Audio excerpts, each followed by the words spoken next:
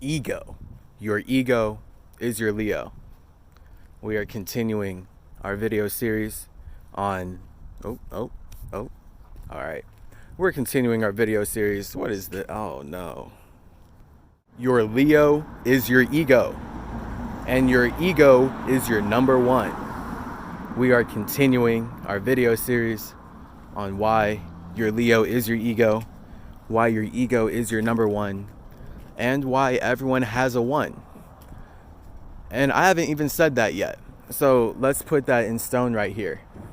Everyone has a one because of desire. And it's literally based on your pure desire to be aware that you have a sense of self at all.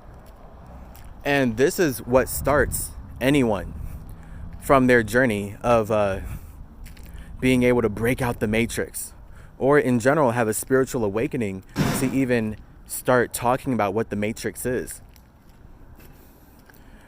It takes the desire to be yourself, to start creating the circumstances where you can do that more. And if you don't want to be yourself, then you're never going to create the circumstance where you can start being yourself more and more.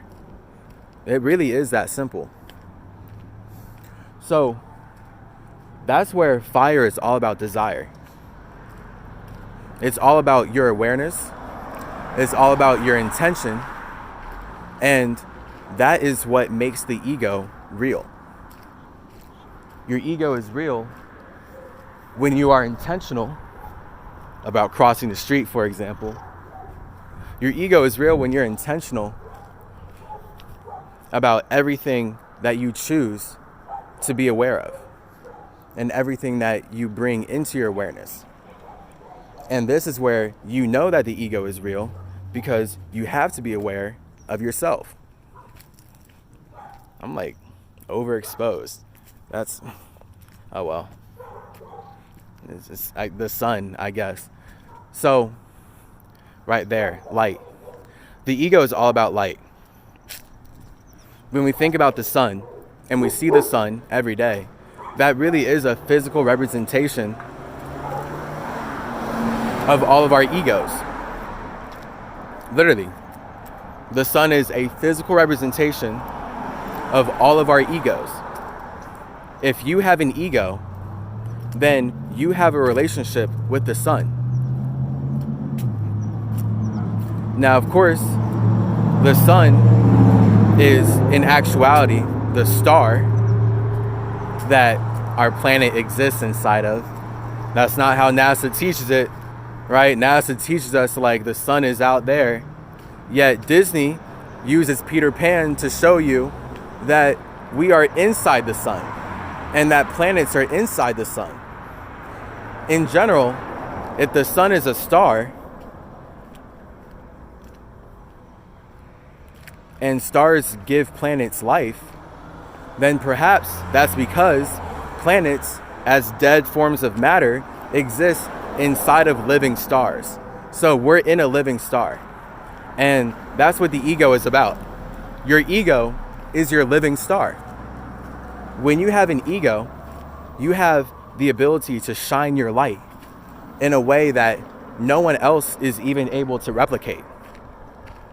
So yeah, the cloning facilities here in LA, they can try to copy me. They can try to make clones to replicate my ego. But because my ego does not exist inside of the universe, they will never see my future.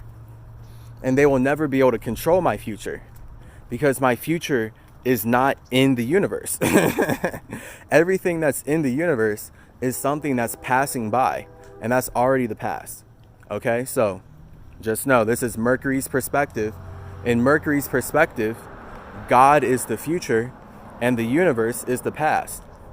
And this is why we have to know that God is real when we all have our own ego, when we all have our own one.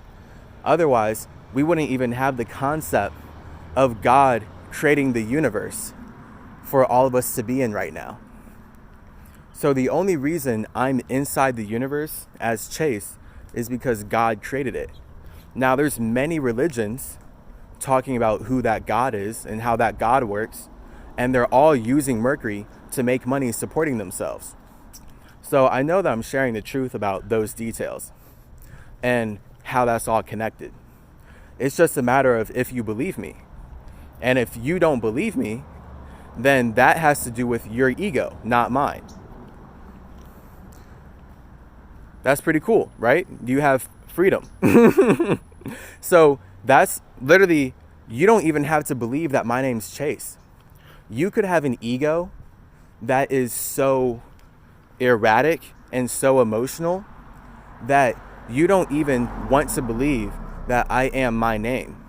So you could decide to rename me. And that's how white people stole this land from me and my family, from black indigenous individuals. They came into our homes and then told us through Judaism that we were created to serve Christians. And now that's what makes America the greatest nation in the world.